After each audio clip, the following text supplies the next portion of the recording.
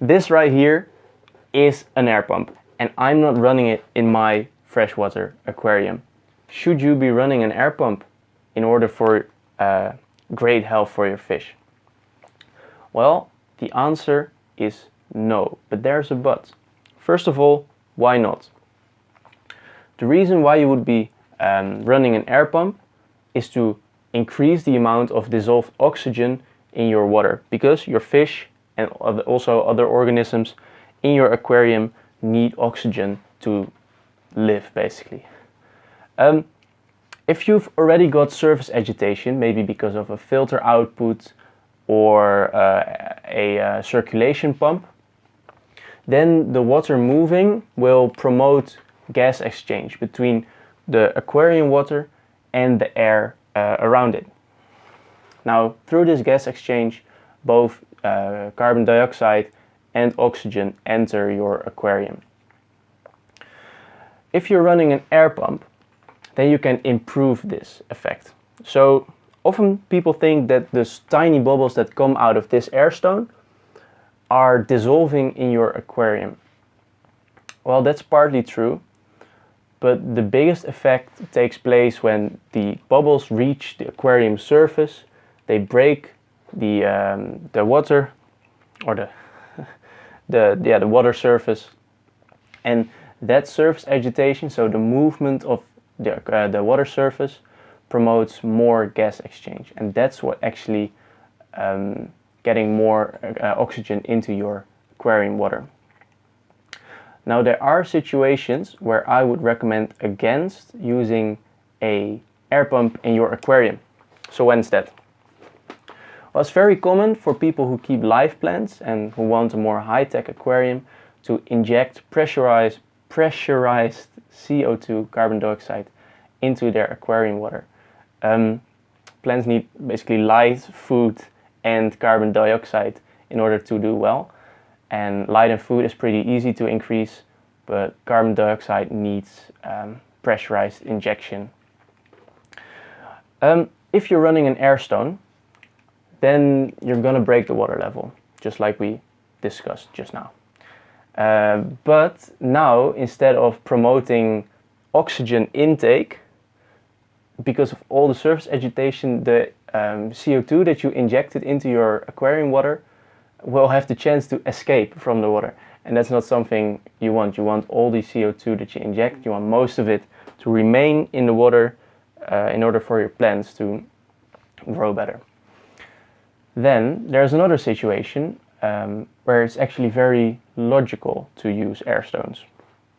And that's when you're keeping many different tanks in, for example, like a fish room or a basement. And then airstones, these things can make for very cheap filtration. If you put a sponge around this and stick it in, then the air bubbles will create a draft of water upwards.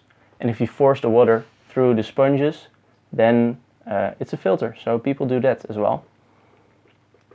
And I'm sure, next point, is there are very interesting decorations that use such an air pump.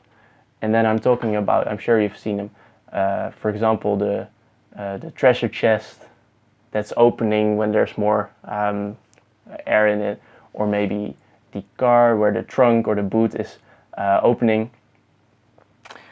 And they're a lot of fun. So that's definitely an option if you would want those in your aquarium. Then next, if you're really thinking about buying an air pump, there are a couple of things you should be aware of.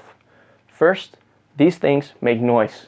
Even though this one's called the Pro Silent, my bed's over there, this is my bedroom, and they make quite a lot of noise. So I shut it down at night. So I put it on a timer and it was only running during daytime. And that's because they're noisy. And you can reduce the noise by stacking them on two of these tiny sponges that will take away or absorb a lot of the vibrations. Then this one has got only one output. This is the output. Different models can have multiple outputs. So if you're only running it on one tank, one or two outputs will be sufficient, but they can go all the way up to maybe even 16 or 32 when you're buying large aquarium air pumps, or not for aquarium, they are actually for outside ponds.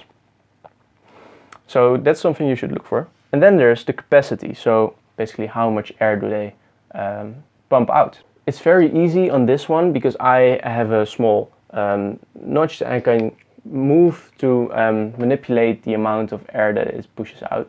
That's something you might want.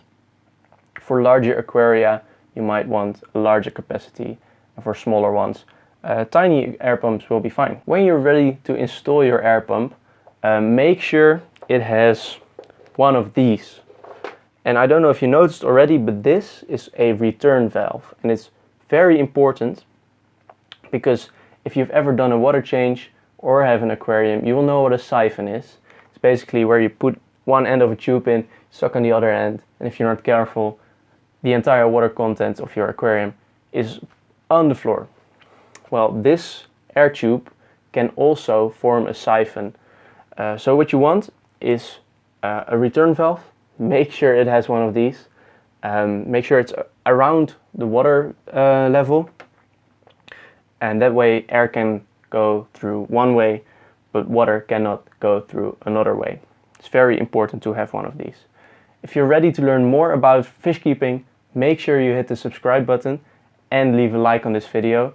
I've got loads of content ready for the channel, so I would love to see you around. Cheers!